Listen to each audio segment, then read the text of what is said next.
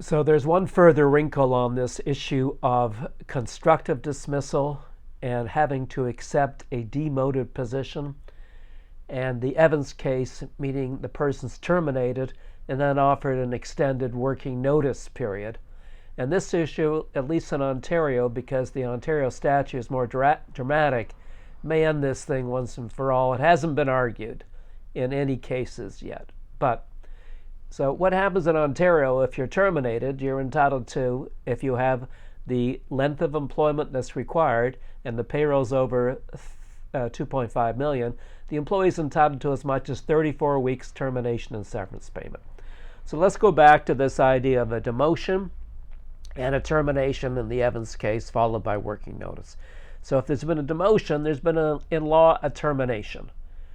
And if in law there's been a termination, then the statutory payments are due and owing, because those payments are payable without any issue of mitigation or other income offset. So hence, if you're looking at the demotion circumstance and it is termination, it's a substantial change, then the employee is entitled to receive the statutory payments. Then the issue may arise, well, if the employer doesn't make those statutory payments, why should I continue working in the demoted position? That's a breach of a public statute. It's bad faith. I don't have to be there anymore. And similarly, in the Evans situation, the Evans case requires, to be a successful defense of the employer, the order has to be termination of employment first, and then an extended notice period to work out the working notice. That order is really important. Under Ontario's Employment Standards Act, for the employer to be required to pay the statutory payments, the order is reversed. And that order requires an offer of employment first and then termination.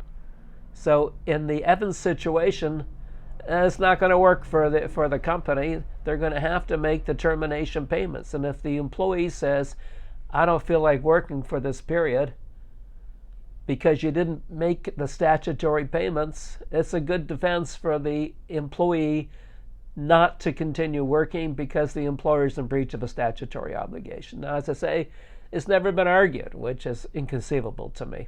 So the case should be argued. In my view, it will succeed. And beware and be wise. If you're facing this, demand the statutory payments. And this applies in other jurisdictions. Ontario is just more generous.